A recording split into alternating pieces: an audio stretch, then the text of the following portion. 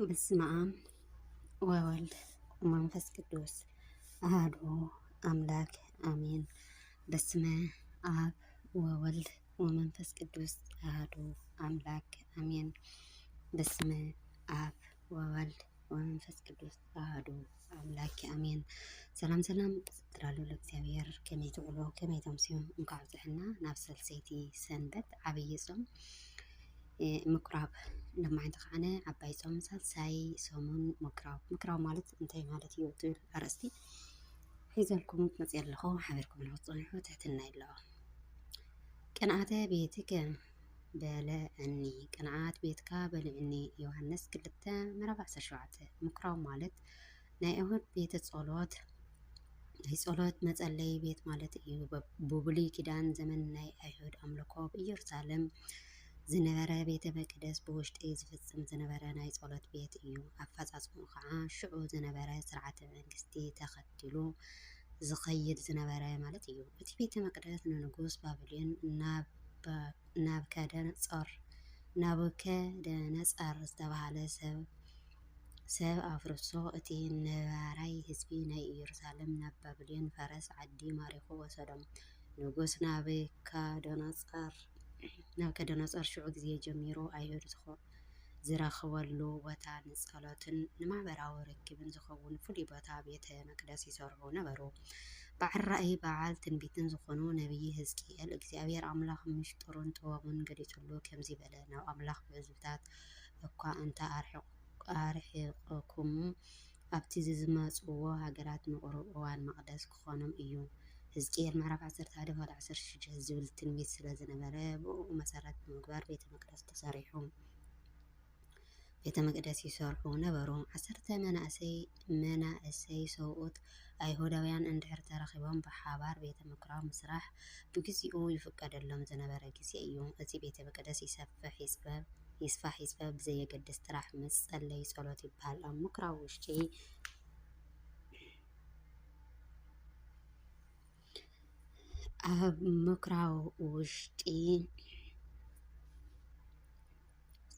እቲ ቤተ መቅደስ ይስፋሕ ይፅበብ ብዘይገድስ ጥራሕ መጸለይ ጸሎት ይበሃል። ኣብ ምኩራብ ውሽጢ ሕግን ነቢያትን ዝተጻሕፈ ናይ ብራና ጥራሕ ጥርዚ መጽሓፍ ብሓደ ሰደቓ ኣብ ውሽጢ የቕምጥዎ ነበሩ። ናይ እግዚኣብሔር ቃል ኪዳን ክንበብ ከሎ እቲ ዘንቦ ሰብ ምእንታ ክሰምዕ ብርኽ ዝበለ መድረኽ ቦታ ቀይሙ ነቲ መጽሓፍ የንብቦ ነበረ። ናይ ክብርን ወንበርን ሰብ ስልጣናት ዓበይቲ ዓዲ ዝቕመጡሉ ኣብ ቅድሚት እቲ ኣንባቢ ተር ኢሎም ይቕመጡ። ኣወዳትን ኣንስትን በበይኖም ይቕመጡ ከም ዝነበሩ ናይ ታሪክ መረዳእታታት ይዛረቡ እዮም።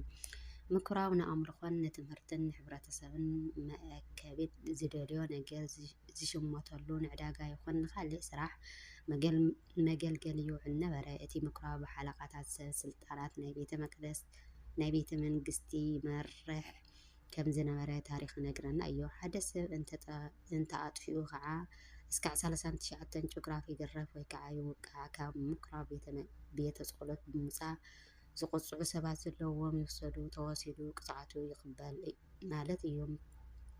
ናይ ምኩራብ ኣገልገልቲ ካህናት ቆልዑት ይመሃሩ ጽሑፍ ብምጽሓፍ ነቶም ህፃናት ክጽሕፉን ክመሃሩ ይግበሩ። ተጥፊኦም ይቆፅዕዎም ይገርፍዎም። ካልኦት ናይ ኣሕልቕ ትእዛዛት እውን ይፍጽሙ እዮም። በብሰሙኑ ሰንበት ህዝቡ ናብ ምኩራብ ይእከቡ፣ ትምህርቲ ይምህርዎም ይምዕድዎምን ይገስጽዎም ነበሩ። ሽዑ እውን ብኣምልኾታቶም ውሽጢ ጸሎት ዝገብርሉ ዝነበሩ ቤተ ምኩራብ መጻሕፍቲ ካብ ሕጊ ካብ ነቢያትን ምንባብ ናይ ዳዊት መዝሙራትን ብምዝማር ስብከትን ብራኬን ንህዝቢ ይህብሉ እዮም ነይሮም። ኣይሁዳውያን ብናይ በዓልቶም መንገዲ ተጠቒሞም እዮም ዝጓዓዙ ነይሮም። ሓደ ምኩራብ ካብ መንፈሳዊ ብዝበለጸ ስጋዊ ነገር ከም ዕዳጋ፣ መሸጢ መለወጢ ናይ ግድን ቦታ ናይ ንግዲ ቦታ ንስጋ ትርፊ ረብሓ ጥቕሚ ዘለዎ ይገብርዎ ነበሩ። ካልኣይ ድማ ኣብ ግዚኡ ዝነበረ ናይ መንግስቲ መራሕቲ ከም ድለዮም ይዘርውዎን ይመርሕዎን የመሓድርዎን እዮም ዝነበሩ። ነቶም ካህናት ኣገልገልቲ ይእዝዝዎም ንሶም ዝብልዎ ጥራሕ ይሰርሑ ከም ዝነበሩ ይንገር። ሳልሳይ ንህዝቢ መጽሓፍ ዘንብበሉ ሕጊ ኦሪት ትንቢት ነቢያት ዝትርገሙሉ ቦታ እዩ። እቶም ተርጎምቲ ምሁራን ኦሪት ኮይኖም ንናይ ኦሪት ዘይቤን ደይብን ሕግን ስርዓትን ባህልን ዝፈልጡ ሰባት ክኾኑ ኣለዎም።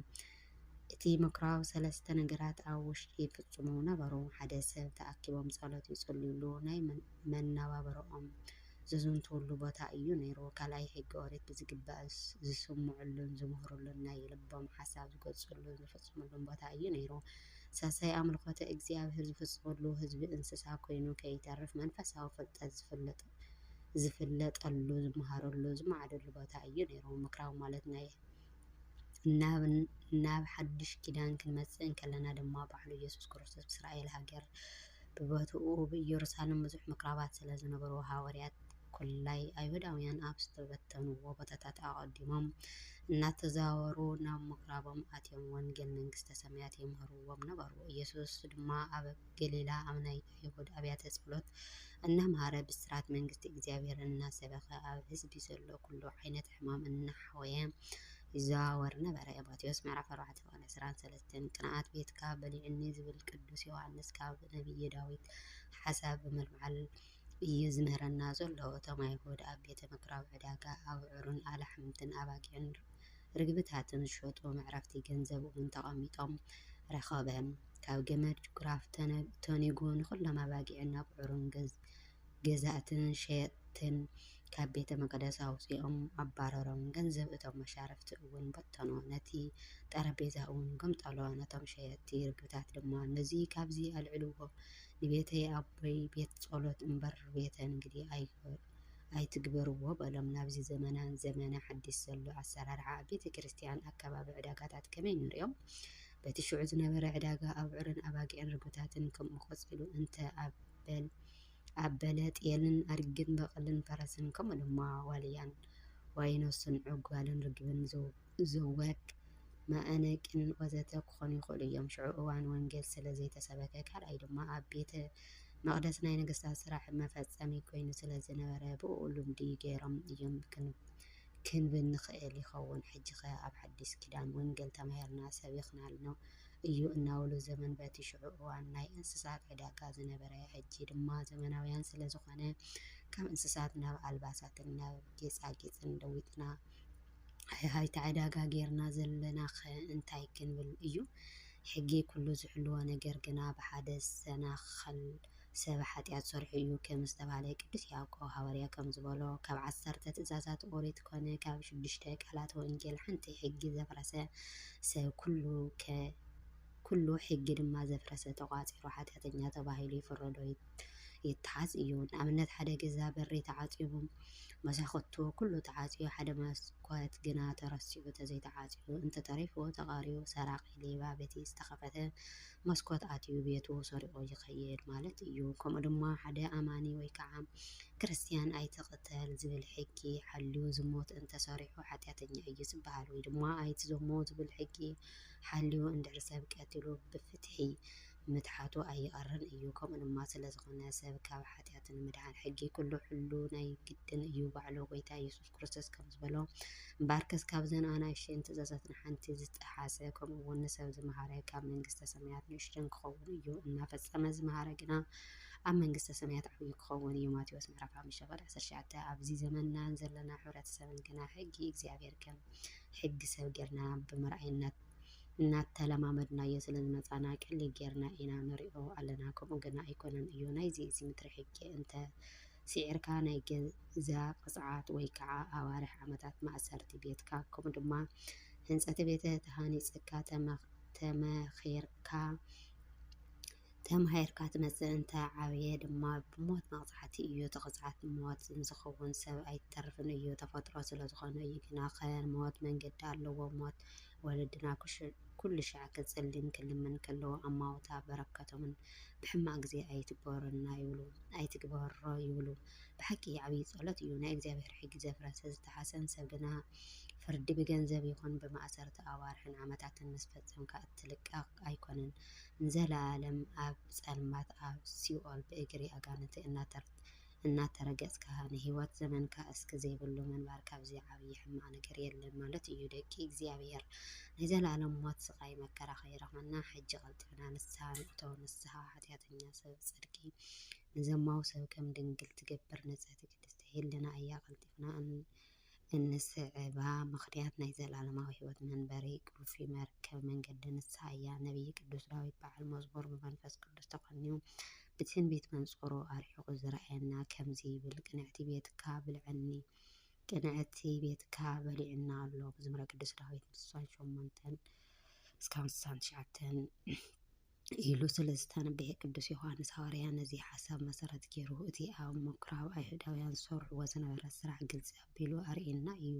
ነዚ ሓሳብ ተቐቢሉ ብርሃነ ዓለም እውን ሁሩይ ናይ ቤተ ክርስቲያን መብራህቲ ቅዱስ ጳውሎስ ናብ ሰብ ሮሜ ዝፀሓፈሎም መልእክቲ ከምዚ ይብል ከምቲ ፅሑፍ ፀርፊ እቶም ዝፀርፉ ከዓ ኣበይ ወደቀ ዝብሎ ክርስቶስ እውን እንተኾነ ንባዕሉ ኣይሕግስዎን። ሮሜ ምዕራፍ 15:3 ነዚ ቤተ መቅደስ እዚ ኣፍሪስዎ ኣነ ከዓ ብሳለስቲ መዓልቲ ክሃንፆ እየ ኢሉ መሰለሎም። እቶም ኣይሁድ ድማ እዚ ቤተ መቅደስ እዚ ብ46 ዓመት እዩ ዝተሃነፀ እስኻ ብ3 መዓልቲ ክትሃንፆ ዶ ኢኻ እናበጨው እናቀለዱ በልዎ።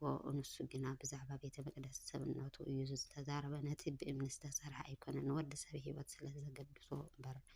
ጎይታናን ኣምላኽናን መድሓኒትናን ኢየሱስ ክርስቶስ ናብ ምኩራብ ቤተ ጸሎት ኣይሁድ ብምእታው ዝጾሞሙ ክስምዑ ሓንካሳት ዝነበሩ ክኸዱ ዕውራን ዝነበሩ ብርሃን ከርእዩ ጎባጣት ዝነበሩ ቀኒዖም ክኸዱ ዝሓመሙ ሰባት ጥዕና ክረኽቡ ምግባር ይሰርሕ ነበረ። ንሱ ጥራይ ኣይኮነን ሕሙማን ነፍስን ብትምህርቲ ሕሙማን ስጋ ብተኣምራት እናገበረ የምህር ይምዕድን ይገስጽን ነበረ። ተስፋ ቆሪፆም ወዲኦም ሰብ ወገን የብልናን ኢሎም ዝነበሩ ተስፋ ርስተ መንግስተ ሰማያት ኣውሪሶም ናይ ዘለኣለም ተስፋ ሂቦም ከምዚ ዓይነት ስራሕ ክሰርሕ ከሎ ኣይሁድ ቅንኣን ቅንእሉ ብዕለተ ሰንበት ሕማሙን ክፍውስ ከሎ ኣይሁዳውያን ስደተኛን ኣይነበሩን። በዓል ይዕሰር ኣሎ ሰንበት ይሰዓር ኣሎ ብምባል ናይ ሙሴ ሕጊ ይሰዓር ኣሎ እናበሉ ብዛዕባ ተቃውምታት ኣብ ልዕሊ መድሃኒና ዓለም ኢየሱስ ክርስቶስ ይፍጽሙ ነይሮም እዮም። ቤተ ክርስቲያን ዘለኣለማዊ ምኩራብ ምድራዊ ቤተ ክርስቲያን ሰማያዊ ናይ ምኩራብ ድህነት ግዝያዊ ናይ ቤተ ክርስቲያን ድህነት ዘለኣለማዊ ሓዲስ ኪዳን ግና ምኩራብ ኩላዊት ሃዋርያዊት ዘለኣለማዊት መንፈሳዊት ቅድስቲ እያ እሞ ጾምና ጾም ብርከት ጾመ ሰላም ጾመ ድህነት ጾመ ስርየት ኃጢአት ይግበረልና እግዚአብሔር አምላክና አሜን። ወስብሐት ለእግዚአብሔር ወለወላዲቱ ድንግል ወለመስቀሉ